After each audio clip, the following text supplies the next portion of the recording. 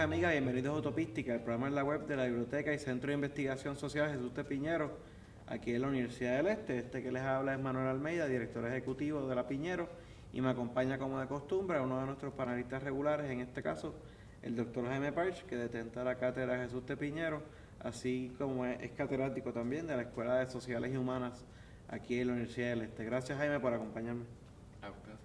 Y tenemos con nosotros un invitado muy especial, un amigo de la casa, el profesor doctor José R. Rivera Caballero, catedrático auxiliar del Departamento de Humanidades de la Universidad de Puerto Rico, recinto de Carolina. Muchas gracias por estar con nosotros, profesor. Muchas gracias por la invitación. Y estamos aquí hoy para conversar sobre su publicación más reciente. Nos referimos al libro de Lobos y Corderos, Afirmación Socialista y la Disidencia Interna del Partido Socialista de Puerto Rico, de 1915 a 1934. Y empecemos pues por una pregunta obligada, profesor. ¿Cuál es el origen de este libro? Sí, el origen del libro se da en el contexto de un curso que tomé durante mi doctorado en el Centro de Estudios Avanzados de Puerto Rico y el Caribe, que en ese momento había sido el primer curso de historia del movimiento obrero que se ofrecía por el profesor Amílcar Tirado Avilés, que luego tuve yo el placer de que participara como lector en mi comité cuando presenté la tesis, la investigación doctoral.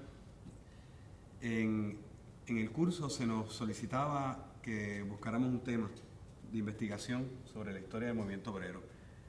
A mí este tema de la historia del movimiento obrero me toca muy de cerca porque yo vengo de una familia de líderes sindicales, líderes de luthier, y en mi investigación de cuál podía ser un tema, ¿verdad?, que me resultara interesante, que yo pudiera, ¿verdad?, proponer algo nuevo, pues me encontré con una breve reseña de lo que fue la tendencia de afirmación socialista que se ofrecía en el libro Lucha Obrera de Ángel Quintero Rivera, que es un libro muy importante en la historia del movimiento obrero, ¿verdad?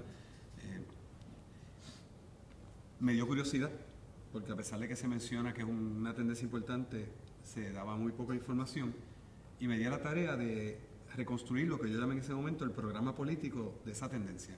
Y a partir de la investigación del programa político de afirmación socialista me di cuenta que había muchas cosas todavía que se podían investigar, sobre todo ya sobre el Partido Socialista, que le sirve de contexto, ¿verdad?, para el surgimiento de esta tendencia. Un Partido Socialista que por lo general se presenta como un bloque homogéneo ideológicamente, y que me di cuenta que no, que había mucho más que se podía sacar, que se podía investigar, que se podía decir sobre lo que fue ese proyecto político, el Partido de Trabajadores y Trabajadoras más grande de la historia de Puerto Rico. Y pues de ahí surge, ¿no?, como un tema de tesis doctoral. Fue la tesis que presenté para mi grado doctoral, y de la tesis pues sale el libro. Muy bien. Jaime. Pues si entramos ya en la historia obrera del país, entiendo que con la llegada del régimen de Estados Unidos en el 98, se crean las condiciones que posibilitan una organización obrera de verdad. Y pregunto, ¿cómo ese proceso de organización obrera va a llevar a la creación del Partido Socialista? Sí.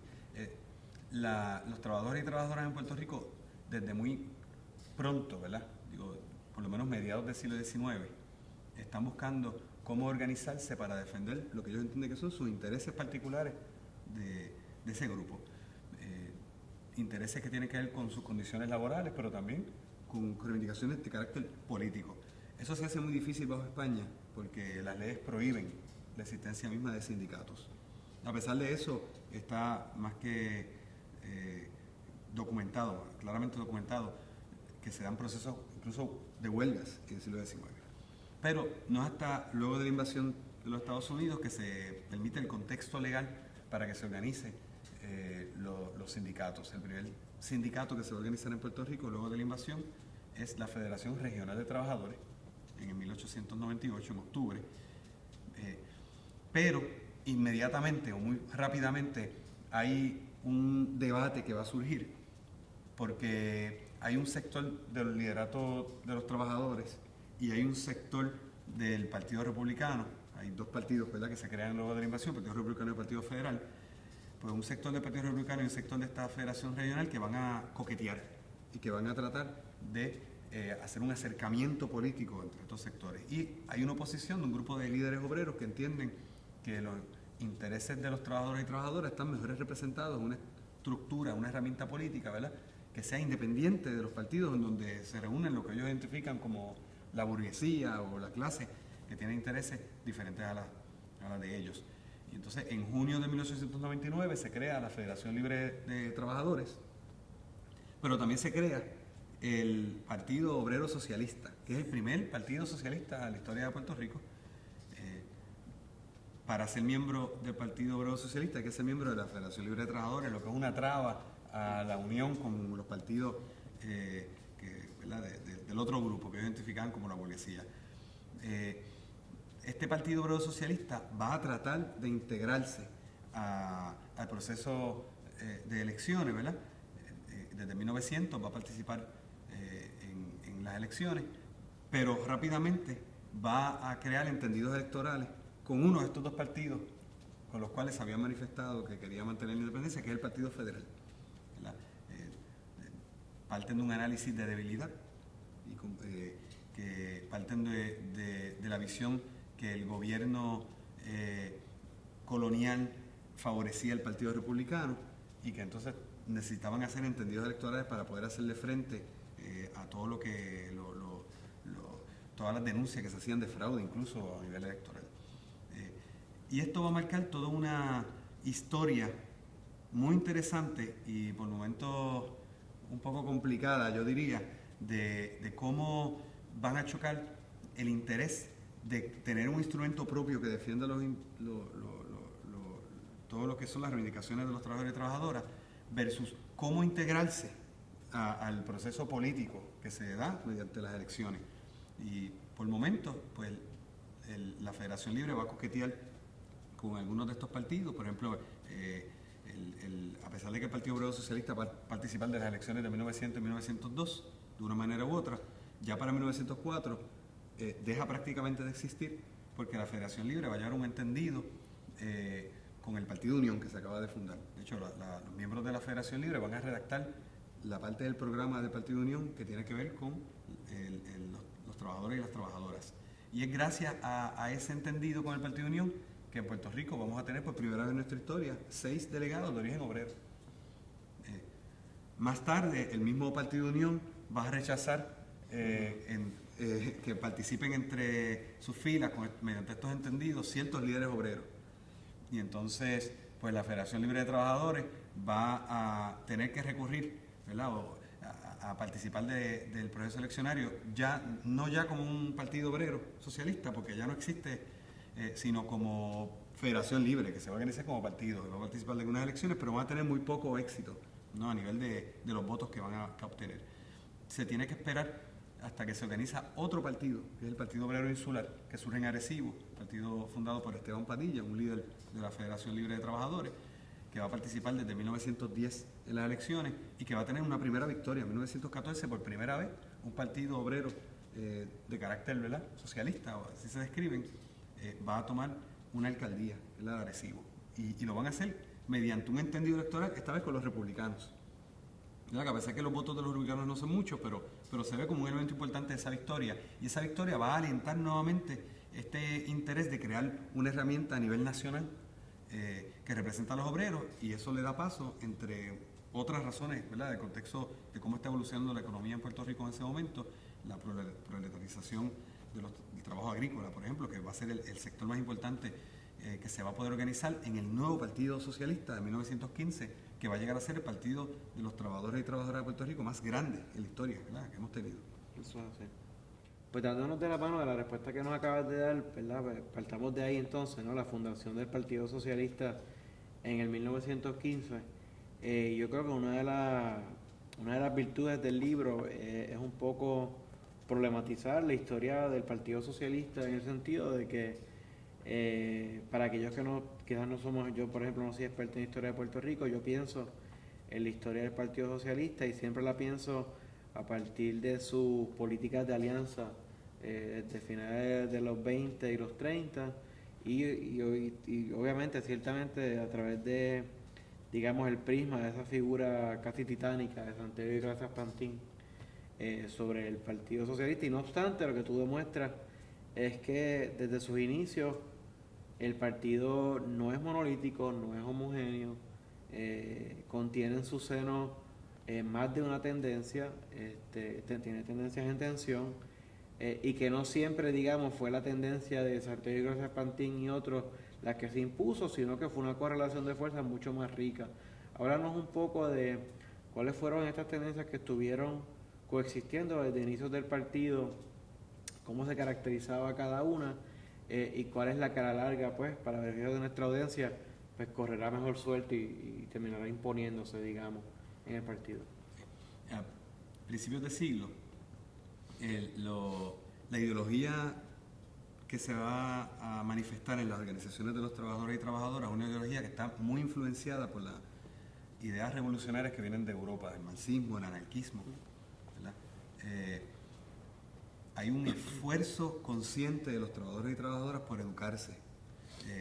Hay una gran producción cultural, intelectual, que sale de este sector, que se manifiesta en la prensa obrera, en libros. Y hay todo un discurso que está impregnado de un vocabulario que remite a esas ideologías revolucionarias, ¿verdad?, que vienen de Europa. Claro, a pesar de eso, yo identifico, ¿verdad?, en el libro que hay 3 grupos principales, ¿verdad?, como podemos organizar estas ideas de los trabajadores y trabajadoras que se van a organizar. Hay una que son los revolucionarios, que yo no toco para nada en el libro, que van a tener su mejor expresión en el partido, o los partidos comunistas, que son 2, que se van a crear en el 1934. Dentro del seno del Partido Socialista va a haber 2 grupos, ¿verdad?, ideológicamente diferentes. Hay un grupo que yo llamo el grupo economicista y otro que yo llamo el grupo reformista. El grupo economicista es el grupo que más se conoce, es el grupo que representa o que mejor representa esta figura de Santiago Iglesias Pantín y que tiene una gran influencia del sindicalismo predominante en los Estados Unidos, el trade unionismo, ¿no? Sobre todo como se manifiesta a través de la American Federation of Labor de Samuel Gompers. A pesar de que discursivamente suena revolucionario, realmente las ideas que plantea es cómo mejorar las condiciones inmediatas de la vida de los trabajadores y trabajadoras, los salarios, las condiciones laborales inmediatas. No busca ir más allá. Y de hecho manifiesta una gran admiración por la democracia como se organiza en los Estados Unidos de la época y una gran confianza en que a través de ese aparato democrático se pueden llevar a cabo mejores reivindicaciones, ¿verdad?, expresarse de manera jurídica para la clase trabajadora. Hay otro grupo que yo llamo el grupo reformista, que es un grupo que es más radical en su discurso. Es un grupo que ya se asocia con la idea de la independencia para Puerto Rico, que entiende, que ha asumido un discurso de lucha de clases, más claramente, mejor dibujado, ¿no?, más fácilmente reconocible que como se expresa por el otro grupo, y que establece desde un principio que los intereses de los trabajadores y trabajadoras de Puerto Rico son contrarios o antagónicos a los de la burguesía que está organizada en los partidos que son los que dominan la escena política de Puerto Rico.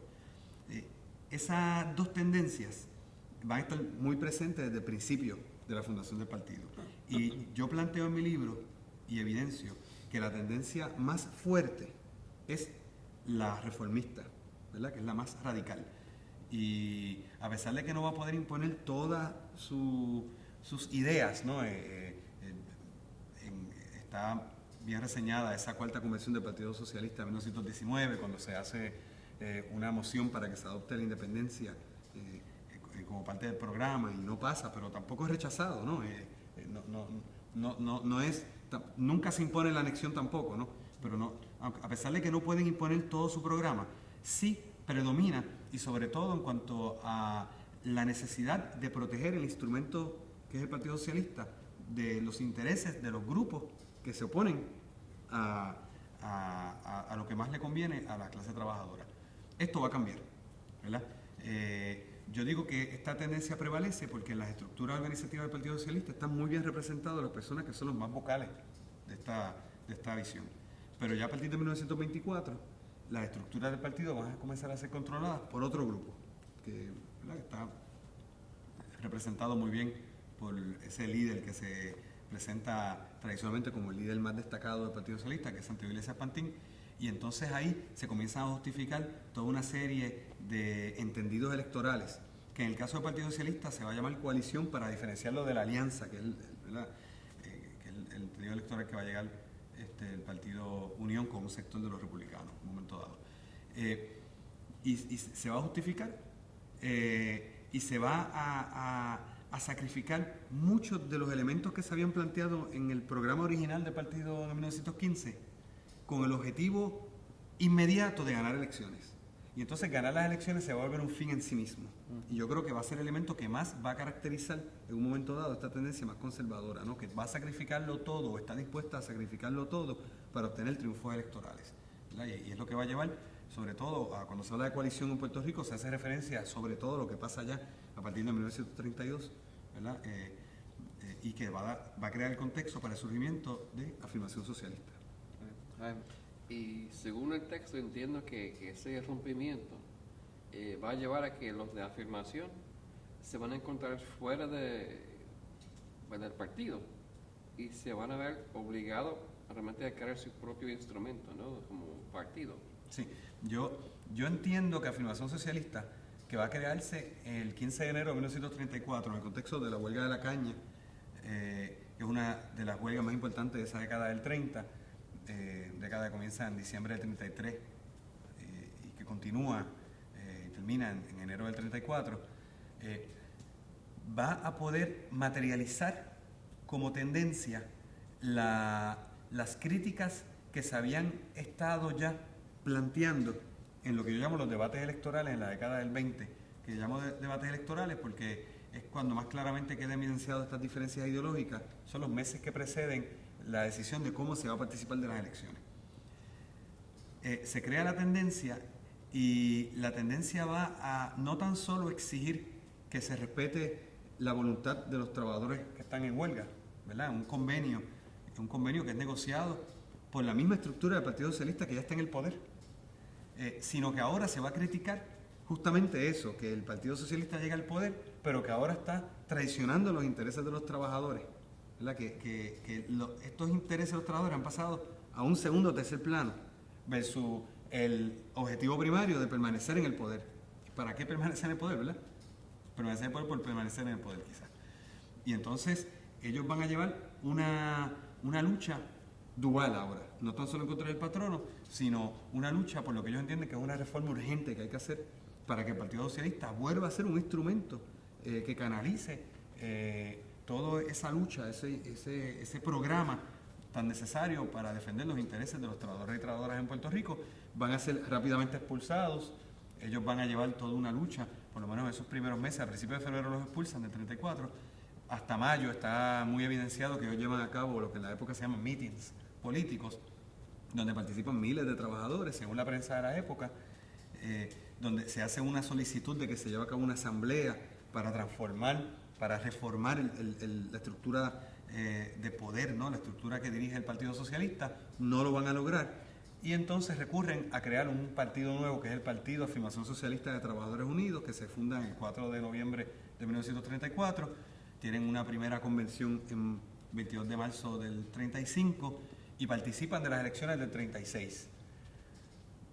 La participación en las elecciones no va a ser muy exitosa, apenas van a tener poco más de 400 votos, menos de 500 votos, y luego se pierde la huella, ¿no? Ya, ¿verdad? Yo pienso que el partido va a disolverse en ese nuevo partido que va a surgir ahora a finales de esa década, que es el Partido Popular Democrático, que es un partido que sí va a lograr rescatar todo un imaginario, por lo menos un discurso que tiene que ver con las reivindicaciones obreras, la bandera roja, incluso los símbolos, el lema, pan, tierra y libertad, que son reivindicaciones que vienen de los sectores obreros en Puerto Rico y Europa, y que me está muy interesante porque en el prefacio que hace un líder obrero, Blas Olivera, del libro de Epifanio Fis Jiménez, El raquet del Capitolio, va a describe el Partido Popular como el Fénix que surge de las cenizas del Partido Socialista. Amigos, pues nosotros vamos un poco a cambiar la tonalidad de la conversación, pero Nuevamente queremos insistir que mucho de lo que hemos estado hablando hasta ahora pues se escudriña con mucho mayor detalle en la publicación. Profesor, ahora le cambio el tema un poco a uno de índole más bien general. Fuera del aire o en la primera iteración de llevar a cabo este programa, mencionaba a Eric Pérez, el querido profesor Eric Pérez, que en paz descanse. Y Eric siempre insistía sobre que faltaba mucho por hacer al respecto de la historia del movimiento obrero y de los trabajadores y trabajadoras.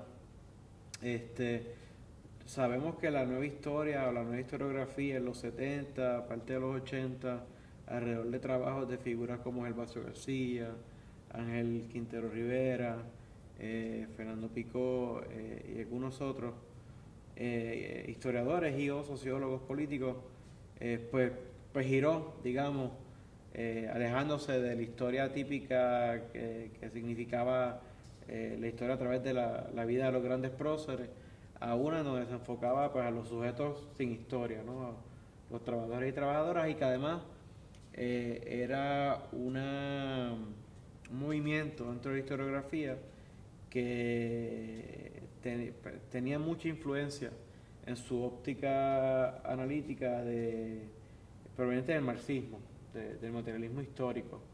Le pregunto, hoy queda mucho trabajo por hacer al respecto de investigar asuntos del movimiento obrero, de las luchas y organizaciones de los trabajadores y trabajadoras, y a la misma vez, si es el caso, si quedara mucho por hacer, mucho trabajo por recorrer, que usted tenga conciencia. ¿Se está trabajando sobre alguno de estos temas al presente? Sí, varias cosas. La nueva historia se fundamenta sobre todo por una influencia del marxismo en el estudio de la realidad puertorriqueña, ¿verdad? Y que lleva a la escritura de una, o por lo menos revisar la historia como había sido planteada mayoritariamente en Puerto Rico, que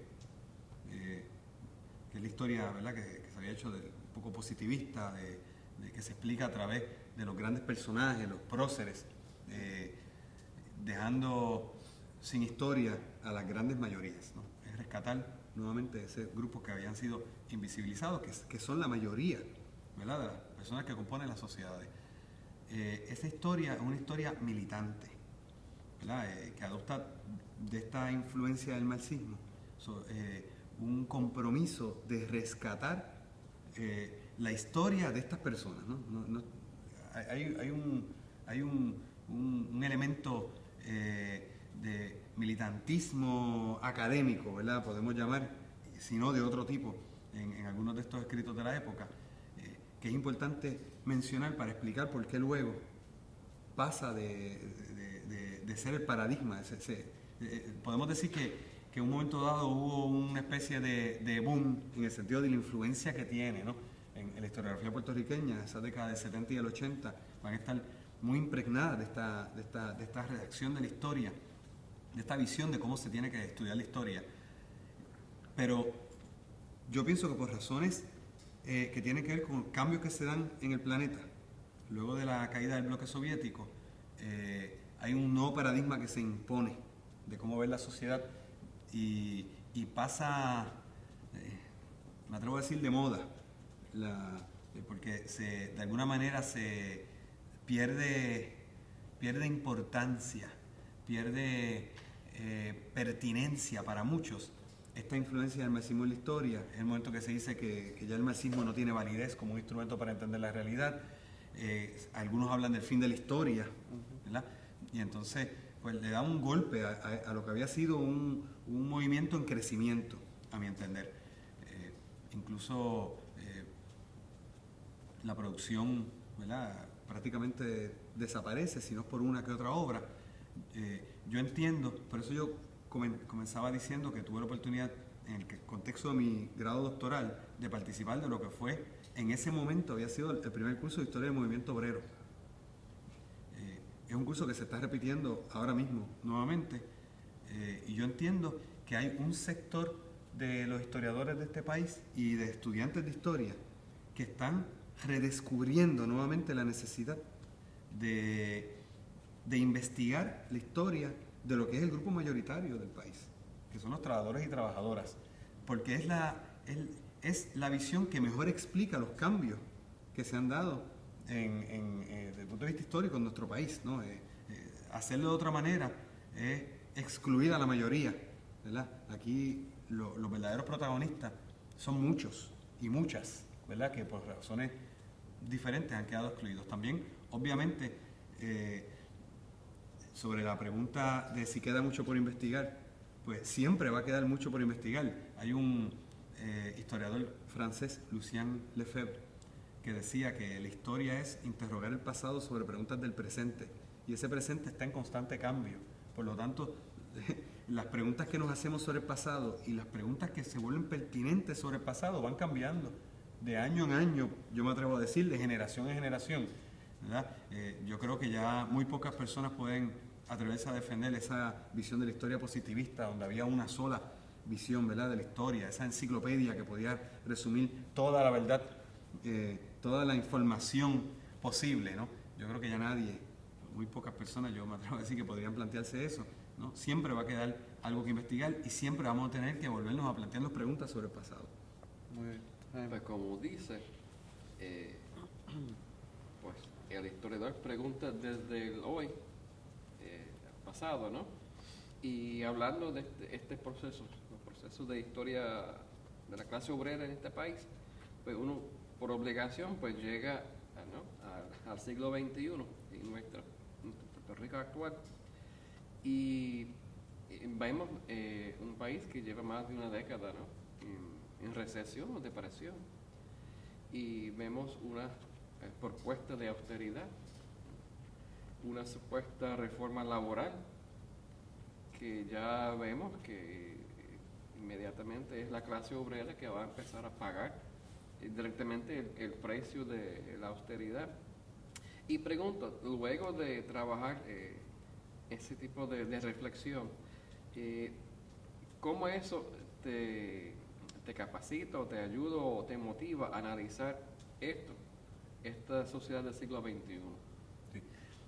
Ahí yo nuevamente tengo que hacer referencia a que yo entiendo que la historia que estudia las aportaciones y los eventos que tienen que ver con los trabajadores y trabajadoras del país, que son la mayoría, tiene que ser una historia comprometida con el presente, ¿no? Yo a veces afirmo que la historia de Puerto Rico es realmente la historia de la pobreza, ¿no? Porque la mayoría de los puertorriqueños y puertorriqueñas les ha tocado el lado flaco, ¿verdad?, de lo que podemos describir como la historia del país. Es una historia de grandes luchas, es una historia de grandes retos para tratar de crear una sociedad en donde sus condiciones de vida sean mejores. Yo creo que estudiar cómo eso ha ocurrido en el pasado nos permite entender mejor qué opciones tenemos para nuestro presente. Y hay varias preguntas que yo podría decir que se pueden plantear a partir del estudio que se propone en el libro, algunas de carácter democrático, ¿no? Que siendo los trabajadores y trabajadoras la mayoría del país, están representados en los instrumentos que se supone que puedan traducir en la voluntad democrática del pueblo, ¿no? Redefinir qué es el pueblo. Si el pueblo es mayoritariamente estos trabajadores y trabajadoras, están los instrumentos políticos que les permiten ellos hacer aportaciones para cambiar la sociedad de una manera que les convenga, ¿verdad? Yo creo que esa sería la primera pregunta. Yo creo que la respuesta es obvia y es no.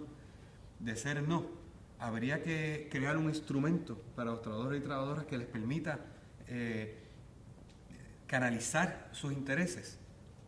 De ser así, ¿cómo sería ese instrumento? Pues yo creo que tenemos mucho que aprender de esa experiencia de lo que fue el partido de los trabajadores y trabajadoras más grande en nuestra historia, ¿no? ¿Cuáles fueron los aciertos y los desaciertos?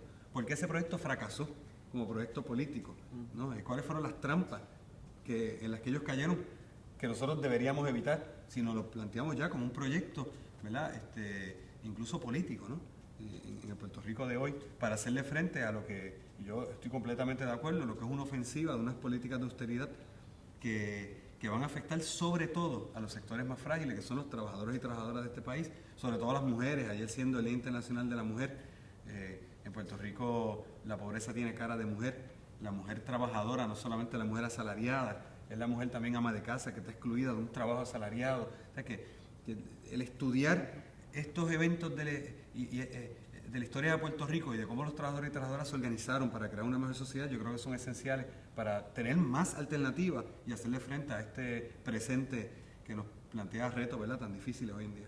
De hecho, ya estamos bajando la cuesta, amigos. Yo estoy de acuerdo con las premisas de la pregunta que lanzaba Jaime y con lo que dice el compañero profesor, porque yo me encontraba leyendo el libro y a la misma vez de que aprendí mucho de cosas que acontecieron y que yo sencillamente no conocía, pero a la misma vez decía, esto que sobre lo que estoy leyendo, uno cambia los nombres, cambia los jugadores, cambia las fechas y podría estar dándose ahora mismo, o debería estar dándose ahora mismo. Es decir, lo que sugería el profesor, es decir, porque este es el debate que se está dando, o sea, ¿se debe o no organizar políticamente de una manera independiente a la clase trabajadora? ¿O debe seguir siendo cooptada o interpelada por los partidos dominantes? O sea, que es una lectura que, aunque es meritoria en sí misma en términos de lo que aporta a la historiografía sobre el tema que trata, es una lectura que, por lo menos a mí, de manera obligada, te pone a reflexionar en torno a la coyuntura actual. Así que, amigos, nuevamente, el libro se titula De Lobos y Corderos, Afirmación Socialista y la disidencia interna del Partido Socialista de Puerto Rico, 1915-1934, del profesor José Rivera Caballero. Los recomendamos a que lo consigan. Agradecemos a Jaime por compartir con nosotros en esta edición y principalmente a nuestro invitado de hoy, al profesor Rivera Caballero. Gracias por conversar con nosotros en esta edición de Utopística. Gracias por esta invitación, muchas gracias. Amigos, y agradecemos detrás de la cámara los buenos oficios de Radamés Barreto, momentáneamente de Carla Berrío, y así pues nos veremos en la próxima ocasión. Que estén bien.